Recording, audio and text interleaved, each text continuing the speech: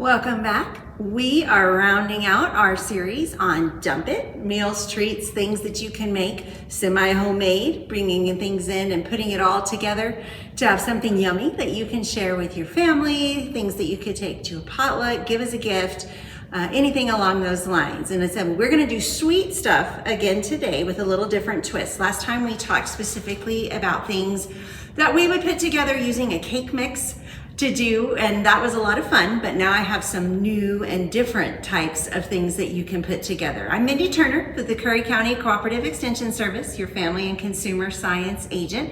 Appreciate you sticking with me up to our fourth part. Like I said, we're gonna round this out. We had some great soups that we could use and freeze and put away. We had some great casserole type dishes that we could cook, and again, freeze, put away what we needed if we're not feeding a larger family. We put together some fun things with cake mixes that save us time, gonna get us through that, save us money, made it very inexpensive by comparing what we were purchasing in the store.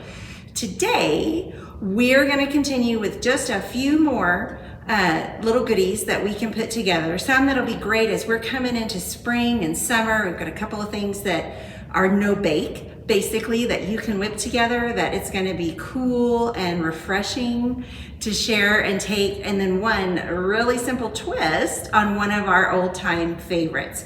So let's start with that. We're gonna come down this way and we are going to make Hawaiian roll cinnamon rolls. So I grew up with a grandmother who did the baking, and she made homemade cinnamon rolls, particularly when we were all there and sharing and doing. They're wonderful. I can make them, but I'll be real honest, I don't. Not very often, because it is a lot of work to bring all of that out. Now, I'm not gonna say that these will take the place of those homemade cinnamon rolls, but I am gonna say it's a much simpler version that you might throw together and then pop it in the oven Saturday morning before you take off to that quick, if you're going on to a ball game or the fair or another show, or even in the evening to pop it in the oven and have it heated up, because it doesn't take very long. It's very simple, because your base, where a lot of the baking and waiting for the dough to rise and all of those things would happen, is already done for you. So as I said, these are just Hawaiian rolls, and it's just one whole set. I have just a regular square pan here. I did spray it with baking spray. I'm gonna go ahead and layer in, if I can get them unstuck from here. I'm gonna flip them. I did go ahead and cut them. You're gonna cut it in half, just using a serrated knife, just cut across so that the whole set is there together. And we're just gonna put that into the bottom of our pan. Okay, so we've got that layered right down in there. Then I've had my butter out to soften, so hopefully it is pretty spreadable. I have a full stick of butter here, so half a cup. Ooh, yeah, it's pretty soft. And I'm just gonna take a butter knife, you can use whatever spatula, whatever you like to do to kind of spread. And we're gonna take that and just spread it over. Okay, so half of it. So the first quarter cup, we're gonna spread on this bottom half. And just kind of get it all moved around there. And then the mixture that we're gonna put with this is gonna be half a cup of brown sugar. Now you can use dark or light brown sugar. It's whatever your preference is. And so basically brown sugar, for those that don't necessarily know, is still sugar. It's regular sugar. So if you're looking for, and it's just flavored with molasses. So if you're looking for something with less sugar or lower sugar, brown sugar is not gonna be it. But they do make brown sugar substitute. Just like you using your stevia, your Splenda, those types of things. There are some of those out there for brown sugar. And then I have, what's in here is just 2 teaspoons of cinnamon. Okay, it's behind my lemon juice, so I gotta pick that up for you. And so we're just gonna kind of blend that together here in our little bowl so that I have brown sugar and cinnamon. And if you try this and you prefer white sugar, or because you don't have any brown sugar, white sugar is what you have on hand, use that. Okay, again, most of what we are doing is using up things we have on hand, making something simple that we can put together quickly and inexpensively and share. Okay, so all mixed together, brown sugar, cinnamon, all together. Then we're gonna take about half of what's in this bowl and we're gonna sprinkle that right onto the bottom layer of our rolls. Try to get most of that covered. Then we're just gonna go ahead, now we've got butter, brown sugar, cinnamon. Now we've got the top of our rolls. Put them right back in there on the top. Slide that out of the way. We're gonna take the other half of our butter, try to smush it around a little more, and we are just gonna spread that over the top, just like we did the middle. Try to get kind of even all around. This is what's gonna give us that ooey gooey cinnamon roll taste. A nice flavor. We've already got a little sweetness to the bread. Oops, taking the top half with me. Put that back on there. So we've got that all smeared around there. And if you have a bigger, they sell even, this is the sheet of 12 now. I think you can get 18 or 24. You could layer these into a larger pan and do pretty much this exact same thing and still have it work out for you. So then we're gonna take the rest of our brown sugar and cinnamon and we're just gonna go ahead and sprinkle that all over the top.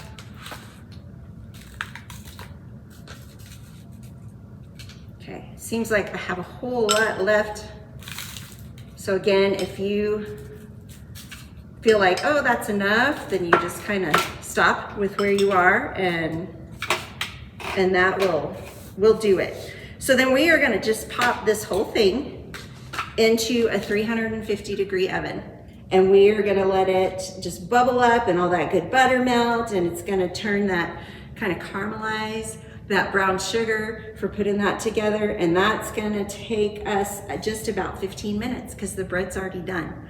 So we're gonna pop this in the oven about 15 minutes, take it out while it's all hot and bubbly, and then we're gonna have a great treat to enjoy. So this is one of those things that I know because it's quick and it's easy. It's not gonna take the place of those homemade cinnamon rolls, but it's gonna be something a little bit different that maybe to take to youth night, or again, just a treat for the kids in the middle of the week when you normally wouldn't be able to do something like that. It's a great substitution for that.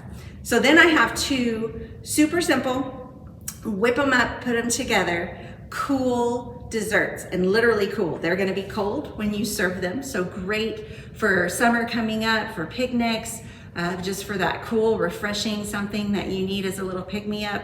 The great thing about these, just like we talked about with substituting your brown sugar and your things in your dish, you can make these, they're not gonna be completely sugar-free, you're gonna have some sugar, but you can make them lower sugar.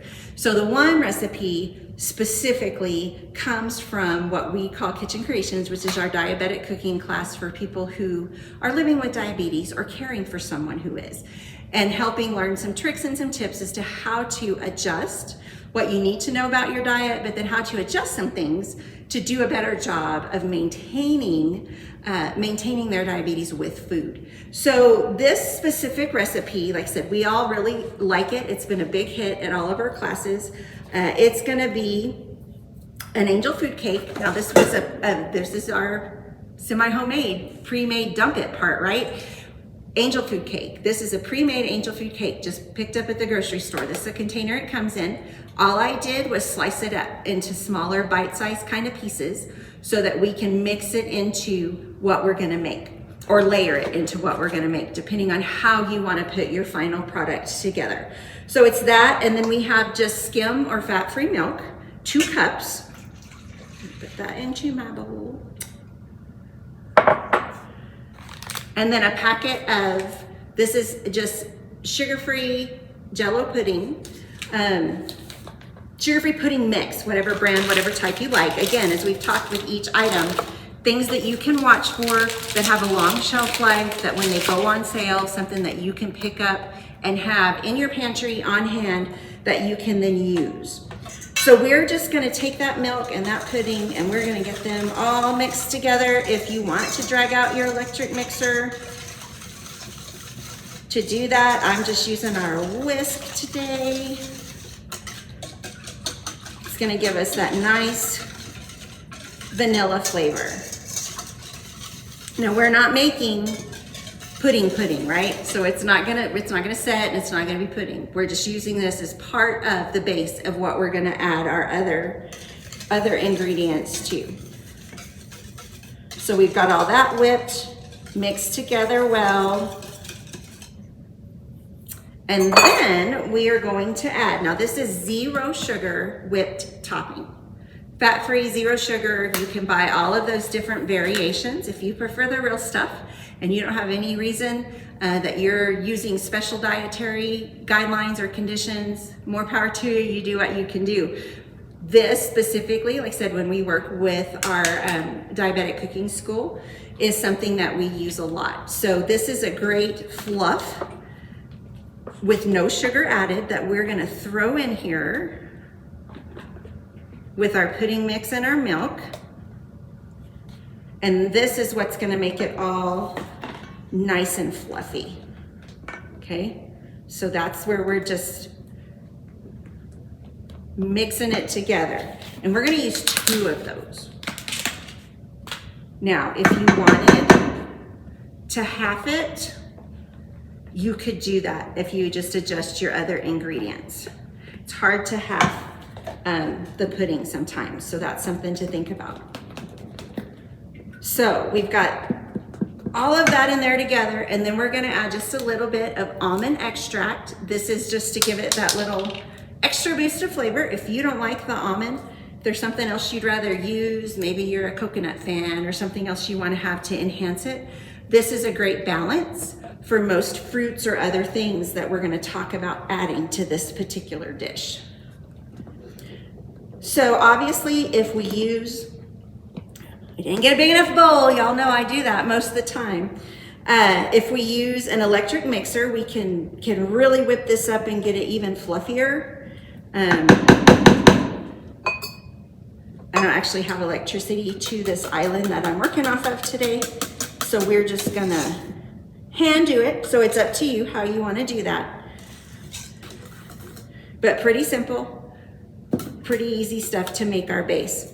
So then we are gonna layer this with our angel food cake and the fruit of our choice. So what I have here today, this is just fruit cocktail. Okay, it is a mix. There's pears and apples and some pineapple and some grapes, some cherries, all different things mixed in there. And drained it really well, and you can rinse it if you need to be able to add it. Or when we make this in class, we actually use usually fresh blueberries and strawberries to give it, again, that nice pop of color. You can get just frozen if you want to. Just make sure you're watching, again, the sugar content, what they've put in there. So you can use canned, you can use frozen, you can use fresh fruit, whatever it is you like. This would be great with like strawberries and bananas, anything like that.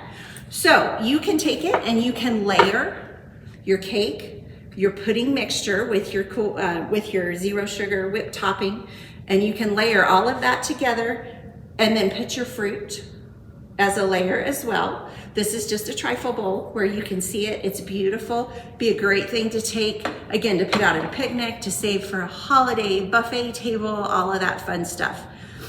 Or you can actually just make, there's just a paper throwaway bowl, and everybody can fix their own how they want to. This is one of our, again, our prep bowls because it's clear and pretty and something that we like to use.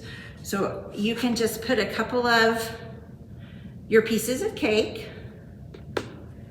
and then you want to put about a serving of your Cool Whipped pudding mixture, and then we're going to add fruit to the top to give it that little extra So kind of a fun dessert, well, a little more nutritional than some of the other things we might make or want to take to serve. You stick a spoon in this and it's good to go. So however, if you want to make individual servings, if you want to make the big bowl serving, if you want to mix your cake within the pudding, I like it in the layers because it may last 2 or 3 days and that way your cake doesn't get real soggy.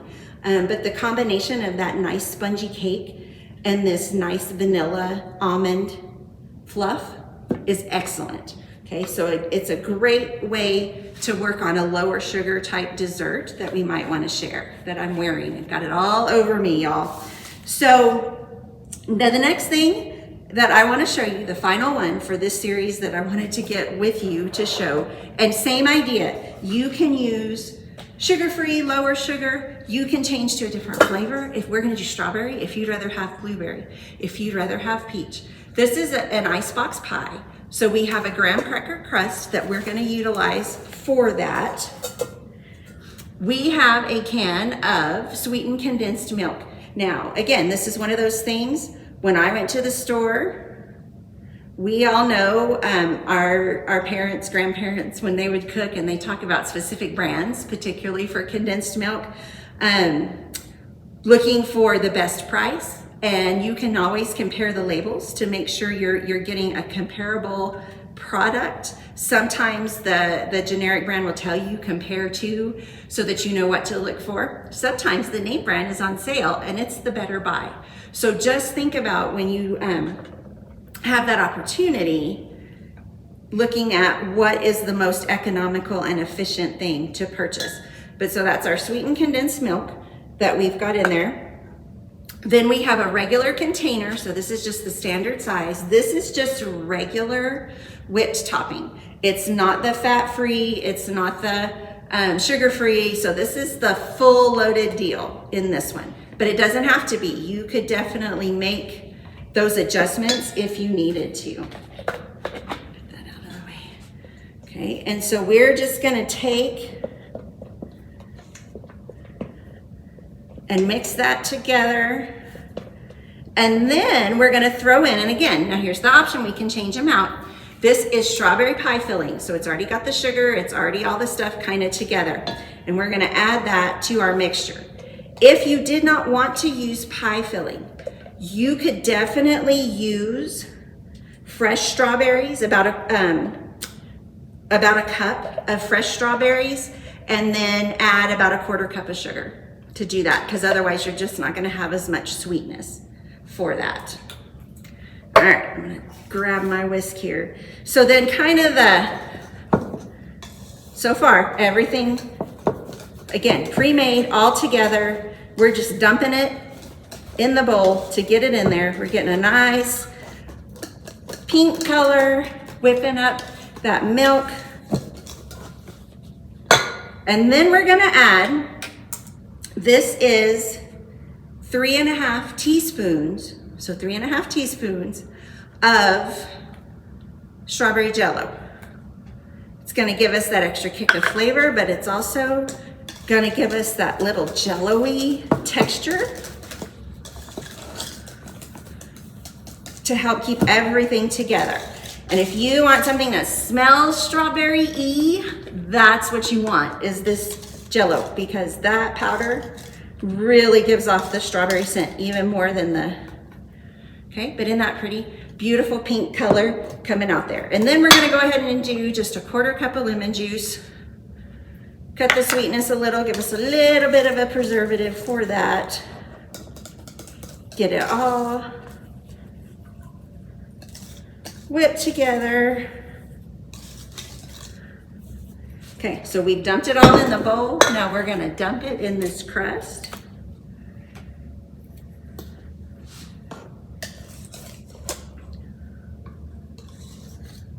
Just kind of fold it out there to get it kind of in. Shape it around how you want it to go. Okay, and I know it looks a little thinner than what we necessarily would have initially picked. Grab my, oh, there's my other knife. I'm gonna push this back in off of the crust so we can put the top on if we want to. And then we're gonna cover this. We can wrap it or we can just put, I have the top that came with this actual pie crust that we can put in there, and we're gonna put it in the fridge. For sure for about 2 hours to get it all gelled together and firm it up and have it nice and cool. But we could even leave it overnight, have it to pull out for the next day, because then we have this beautiful icebox pie. Again, we can take as a gift, potluck, share. This has been our series on Dump It. Taking things that are pre-made, putting them together with your own personal touch to make something that you can share with you, with your family, at a potluck, with another group, whoever it is that you kind of want to give that to, or have enough to pack up, freeze, and use for multiple meals. So with a little planning and some fun ingredients, you can put together some great things very inexpensively to last you for a while. Again, I'm Mindy Turner with the Curry County Cooperative Extension Service, your family and consumer science agent. I hope you found something to make that you will greatly enjoy.